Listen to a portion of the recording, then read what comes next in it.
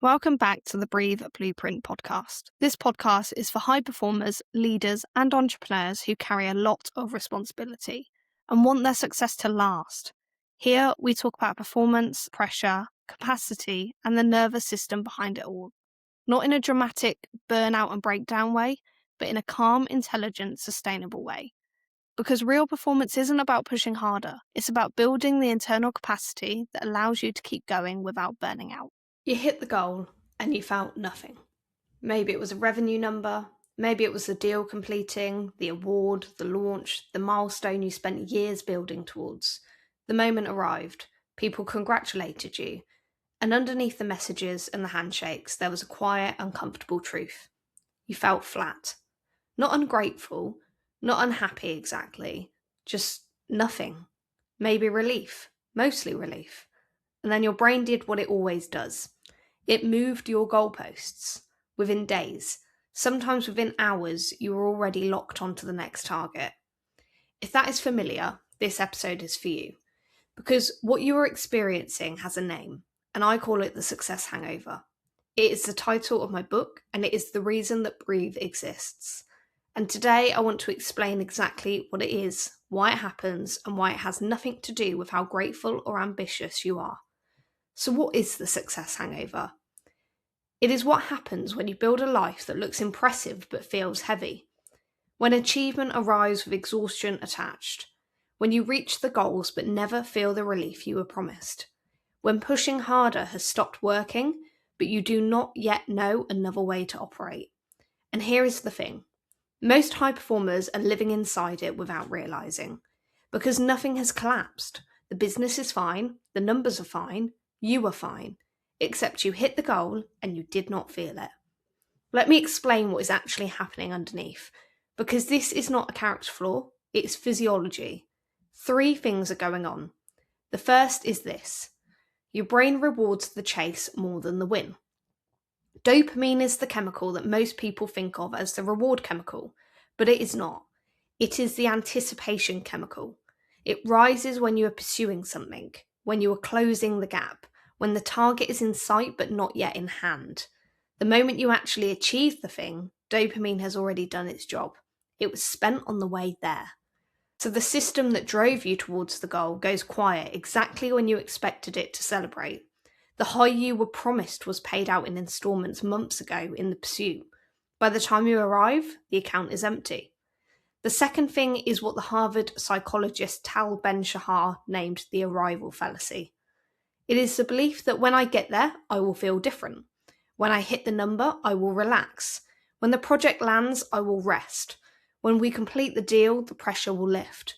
Then you arrive, and you are still you. Same inbox, same shoulders, same 4 a.m. wake-ups. The destination changed, and the state you brought with you did not. So your brain quietly concludes that the goal must have been too small. And it sets a bigger one. Same engine, but heavier load. The third thing is the most important, and it is the one almost nobody talks about. Chronic stress blunts your ability to feel satisfaction at all. When your nervous system spends months or years in a heightened state, it adapts. It prioritises threat detection over reward. It keeps scanning, keeps anticipating, keeps preparing for the next demand. And a system that is built for survival does not waste energy on enjoyment. So the signal that says you did it, this is good, you can stand down, that gets muted. This is why exhaustion does not just make you feel tired, it makes you flat. It dulls both stress and joy. You do not just lose energy, you lose access to the feeling of success itself. So now look at the full picture. Your brain spent the reward during the chase.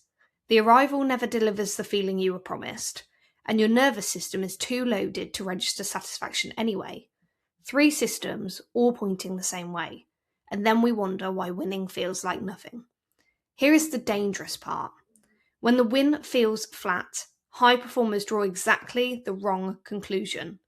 We decide the goal was too small, so we set a bigger one. We run the same race again, harder, with less in the tank. And each time we do that, the satisfaction window gets shorter. The flat feeling arrives faster, until eventually the wins do not register at all, and all that is left is the next target and the tiredness.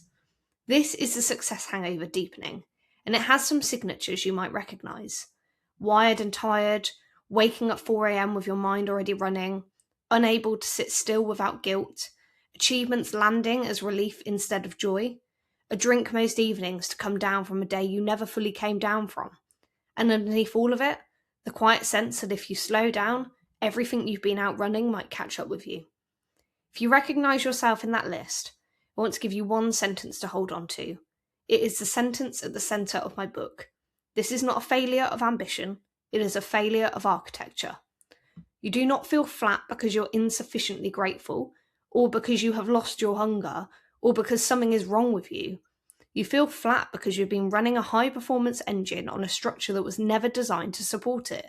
No recovery built in, no baseline protected, no off switch. The engine is world-class. The architecture around it is not. An architecture, unlike personality, can be rebuilt. That is what this podcast is about. Not slowing down and not shrinking your ambition. Building the structure that lets you carry your ambition without it hollowing you out. Because when your nervous system comes out of survival mode, something remarkable happens.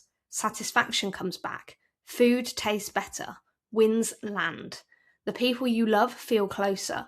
And you stop performing your life and start feeling it. Over the coming episodes, I'm going to break down the pieces of that architecture one by one. The 4 a.m. wake-ups, the guilt when you rest, the reason the cold plunges and the journals have not worked, all of it. But it starts here with a question. So here is what I want you to take with you this week. Think about the last goal you hit, the last real win, and ask yourself, did I feel it? Not did I acknowledge it, not did I post about it, did I feel it? If the answer is no, that is not a verdict on you, it is information about your system, and is the exact place the work begins. The success hangover does not end when the work stops, it ends when the way you carry it changes. That is what we are doing here. I'm glad you found this. If this episode resonated, it's usually a sign that your nervous system isn't asking for more effort, it's asking for more capacity. And that's exactly why I created the Success Hangover Check-In. It helps you see where your energy, recovery, and nervous system capacity might be under strain, so you can rebuild performance in a way that actually lasts. You can find the check-in through the links in the show notes, and if you found this helpful, share it with someone else who carries a lot but rarely slows down. I'll see you in the next episode.